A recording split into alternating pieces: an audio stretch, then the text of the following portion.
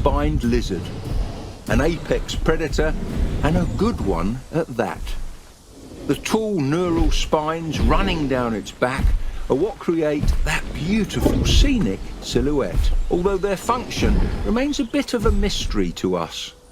I'd love to go to get a closer look at this particular specimen, but I think I'll stay this side of the fence. Its upper jaw sports 19 razor-sharp teeth, but I don't recommend getting close enough to count them all. They have a great sense of smell, so if you ever find yourself trapped in the Acrocanthosaur enclosure, and I certainly hope you never do, I don't recommend playing hide and seek. They'll sniff you out before you can clean your trousers.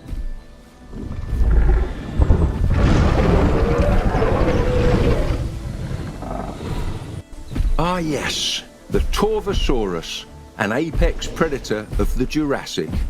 Its sleek profile made it a formidable foe for even the biggest of prey items. If you want my advice, it's best observed from a safe distance. In its heyday, Torvosaurus was what zoologists would call a cosmopolitan species. Now I know what you're thinking, and no, that does not mean that this dinosaur enjoys delicious fruity cocktails. As it turns out, there were many apex predators in the Jurassic living alongside Torvosaurus. With so many large carnivores in one area competing for the same food, different species must have specialized in different prey.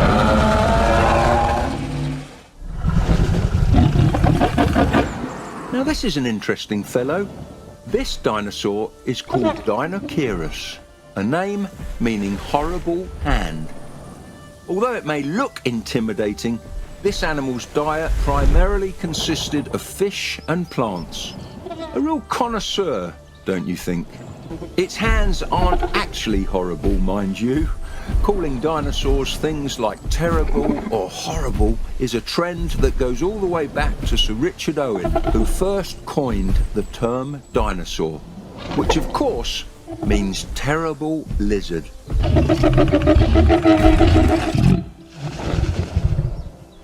There it is, the one and only king of the tyrant lizards. Tyrannosaurus is as big as the movies, and yet somehow even scarier. T-Rex has the most powerful bite force of any land animal on the planet. And if those massive jaws weren't threatening enough, you know it could swallow you and me both in one go. This is a creature of pure instinct, so let's hope it doesn't try to take back its kingdom anytime soon. While your favourite dinosaur movie might have depicted the T-Rex with rather poor vision, brain scans have revealed that its vision rivaled that of modern birds of prey, which means that it's watching you just as much as you're watching it. Eerie stuff. Take a good look at those arms. Each arm is a metre long, can hold almost 200 kilos, and ends in razor-sharp claws. Far from the wimpy little stubs most of the public makes them out to be.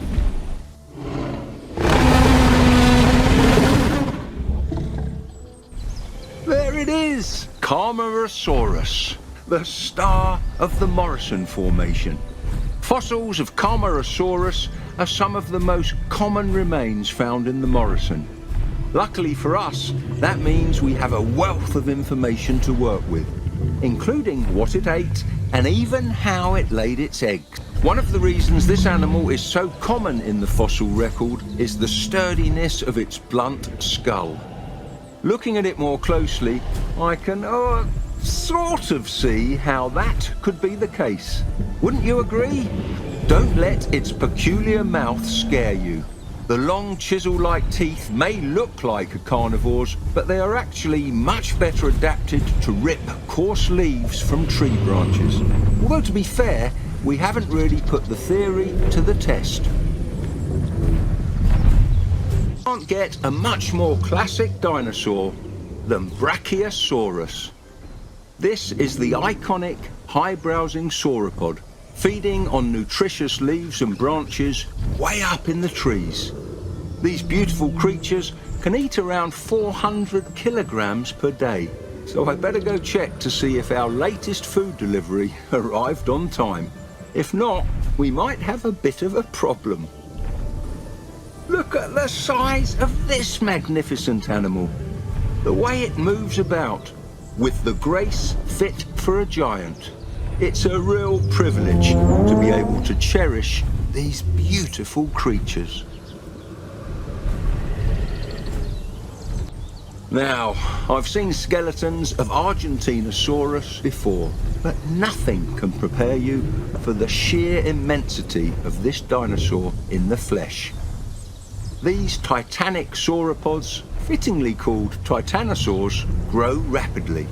Once they reach a certain size, they're virtually untouchable and have nothing to fear from puny apex predators. Hungry guests, though, let's hope we don't find out. A single vertebrae from the back of this animal could be over 1.5 meters tall. Hatchlings are absolutely puny by comparison. Without the protection of enormity, young Argentinosaurus are extremely vulnerable, so adults compensate by having as many babies as possible to increase the chances that one of them will reach adulthood. Quantity over quality. A Dryosaurus. Quite elegant, don't you think? They're especially cute as babies when they have big eyes and stubby noses, just like a puppy. Only juvenile specimens of these dinosaurs have been found in the fossil record, so I'm eager to see how much larger this one will get. They originally inhabited forested areas of the late Jurassic, with their name literally translating to tree lizard. I wonder if they bark. Arnodon, one of the first dinosaurs to be formally named. Reconstructions of this animal have changed dramatically over the years, from a giant rhinoceros-like reptilian beast to the beautiful animal you see before you now. It really makes you wonder, what will paleontologists discover next to fundamentally change the way we view other dinosaurs? This creature's restorations weren't always perfect, though. See those thumb spikes? They were once thought to be nasal horns, sort of like an iguana's. Very wrong, of course, but A+ for name inspiration. Iguanodon is also one of the first dinosaurs to be sculpted. The original sculptures can still be seen in Crystal Palace Park in London. The artist behind the sculptures, Benjamin Waterhouse Hawkins, famously hosted an 8-course dinner inside one of the incomplete sculptures on New Year's Eve, 1853. How's that for a party? Now that, my friend, is a beautiful dinosaur. Almost like a musical instrument, Parasaurolophus used their crest for long-distance communication. They didn't use their tube-shaped crest as a snorkel, contrary to previous hypotheses. Nevertheless, I quite like the mental image of a Parasaurolophus going snorkeling. There's been simulations in the past that tried to reconstruct how they could have sounded, but nothing quite compares to the real thing. Crests are made out of bone riddled with hollow tubes, which help amplify that beautiful singing voice of theirs. You're listening to the first orchestra on Earth.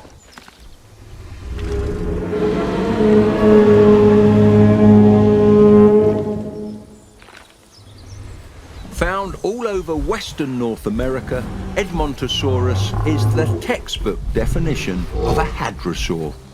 Although it doesn't have a magnificent bony crest like its more famous relatives, some Edmontosaurus sport their own flashy headgear in the form of a comb made entirely from soft tissue. Hadrosaurs are commonly referred to as duck-billed dinosaurs, but don't let that catchy moniker fool you. These dinosaurs lived on land, not in water. They're one of the most well-studied animals in the fossil record, providing us with a wealth of insight into how they ate, socialized, and survived.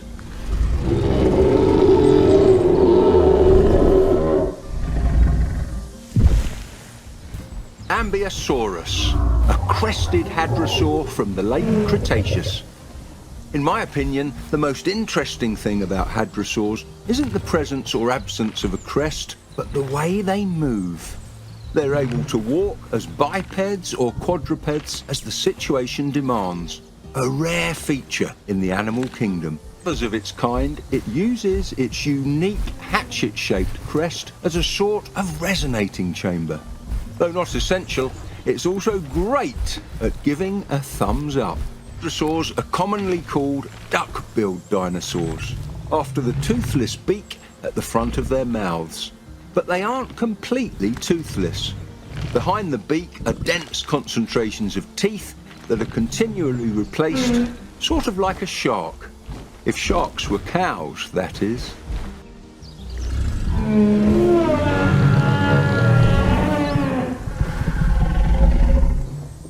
This little fella is a Psittacosaurus. Just like other ceratopsians, Psittacosaurus is a herbivore, but its sharp beak and simple jaws are better suited to tough plant material such as nuts or seed. A word of advice though, be wary of that beak. They're a little nippy. Thanks to a number of recent findings, we were able to restore this creature to a high degree of genetic accuracy, right down to the quills and coloration in some of its species. Just looking at its face, you might not realise that this was one of the first ceratopsians. It may lack a frill and forward-projecting horns, but you can still see the resemblance in its strong beak and its cheek horns. Protoceratops. This animal is one of the smaller species of ceratopsians, living alongside deadly neighbours like the velociraptor. Oddly enough, this animal lacks a lot of the more complex facial features seen in larger family members, like a certain three-horned celebrity. I guess that's important if you're trying to avoid speedy thieves like Velociraptor. This fossil preserves a Protoceratops and a Velociraptor locked in battle. I know that look in your eyes. I don't care if it's in the name of science. Don't put the two species together. We don't need to deal with another ethics violation. Wow, look at the horns on that one. This must be Pseudoceratops, a ceratopsian best identified by its large cow-like features. This massive creature weighs approximately 1.5 tons. To put that into perspective, a mature Spanish fighting bull can weigh up to 0.7 tons. Imagine setting that loose on the streets of Pamplona in Spain. Much like a rhino or, well, a cow, its horns are sheathed in keratin, the same material that makes up scales, feathers, fingernails, and even hair. That huge head can grow 1.5 meters long from tip to tip.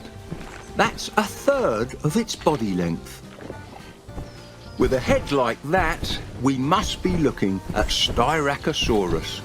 Styracosaurus belongs to a group of ceratopsians called centrosaurines, which tend to have longer nasal horns, shorter brow horns, and spiny frills. The famous Triceratops, in contrast, belongs to the chasmosaurines, which instead favour longer brow horns and long, simple frills. The purpose of these gorgeous frills has long vexed paleontologists. Were they primarily for display, temperature regulation, or neck protection? Now that we have one in the flesh, hopefully we can solve this mystery once and for all. Fossil record shows a bone bed of what was assumed to be a herd of these animals. But from what I've found, they're far more antisocial than expected. Perhaps a result of modern climatic conditions or irregularities in the genome. I'll leave that up for you to decide. Ah, a Pachyrhinosaurus. My, that head looks heavy. Thankfully, the frill extending off the back of its head is hiding a secret. There are two large holes punched straight through the bone to relieve the weight of all those adornments. The holes aren't visible during life. As you can see, they're beneath all that skin and keratin. I've been told that these dinosaurs are quite bossy. Instead of a nasal horn, Pachyrhinosaurus sports an overgrown mass of bone called a nasal boss above its eyes and nose. It certainly lives up to its name, the thick-nosed lizard. There are 3 species contained within the genus Pachyrhinosaurus, each with their own unique facial characteristics. Triceratops, one of the most recognizable and largest dinosaurs of its kind. Just think, this species was completely eradicated in a mass extinction that killed 3/4 of the species on Earth. And 66 million years later, it has the chance to walk the Earth once again. We're witnessing something truly remarkable. Several fossilized Triceratops have been given nicknames, like Lane, Hatcher, or Homer. Personally, I prefer names starting with T. Having lived alongside predators like the T-Rex, those giant horns start to make a lot more sense. Now, let's not mix the two together.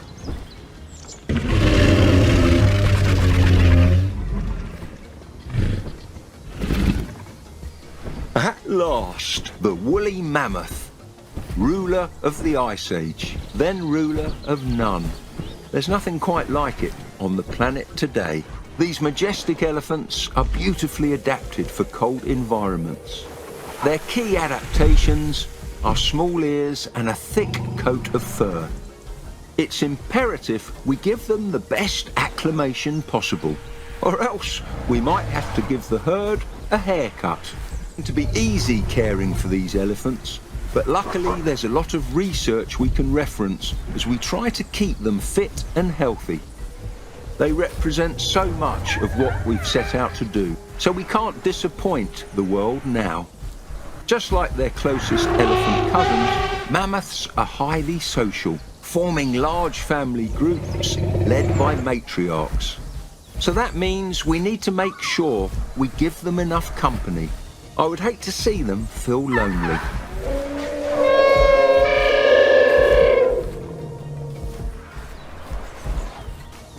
This handsome little fella is one of my personal favourites, the Microraptor. Those tufts on its hind legs are not stylish trousers, they're actually flight feathers. With 4 wings full of delicate but vital flight feathers, these creatures have to be careful not to drag them on the ground and cause permanent damage. I always wanted to hand feed one, but I don't want to chance one of these feisty creatures mistaking my finger for a tasty lizard. Actually, I just need my old falconry gloves. That beautiful iridescent colour of its feathers isn't actually pigment. It's a structural colour, which means that the structure of the feather itself reflects light in such a way that it's perceived as a colour. Hummingbirds do the same thing today. This is an Archaeopteryx. Its fossil was one of the most important scientific discoveries ever made. Not only was it the first feathered dinosaur found, but we now know its colours were mostly black and white, much like a magpie. Name means ancient wing, not to be confused with the similarly named Paleozoic tree Archaeopteryx, which means ancient fern. The distinction, of course, is quite important.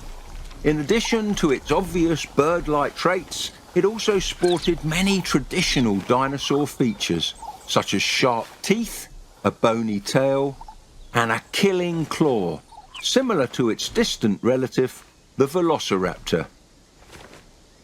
Oh boy, that's a big kitty, more commonly known as the saber-toothed tiger. Smilodon makes for a formidable predator. Many of its fossils have been excavated in tar pits, with the most prolific site being La Brea in Los Angeles, California. More than a staggering 166,000 specimens of Smilodon have been found in these sediments alone. What may have been terrible death traps in the past make for great opportunities in the present as we bring this carnivore back to. This large feline could gape its mouth to impressive extents, up to 120 degrees, almost twice as much as a lion. I would love to see it in action from a safe distance. Despite the looks, Smilodon isn't closely related to any modern cats. It's more accurately called a Machaerodont, although I wouldn't worry too much about making the distinction. Just try to keep those saber teeth away from the guests. The woolly rhino, or Pseudodontar, is a relative to the modern-day Sumatran rhino. Not unlike modern species, this rhinoceros sports two horns on its face. A key difference to note, however, is its unusual flattened shape. That's truly unique among its peers. Our ancient ancestors were very familiar with these beasts and illustrated them in cave paintings on several occasions. It's not hard to see why. They're remarkably handsome, don't you think? Much like its contemporary, the woolly mammoth, this rhino inhabited what is now called the Mammoth Steppe, a vast cold grassland that extended from Western Europe to the most remote corners of Siberia. By bringing this animal back to life, we honour that wonderfully diverse ecosystem, now lost to the ages.